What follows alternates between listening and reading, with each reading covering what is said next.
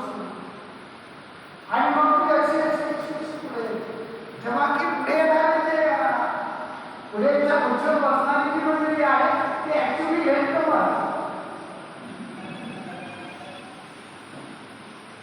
पण इथे जर एखादा फॉरेनर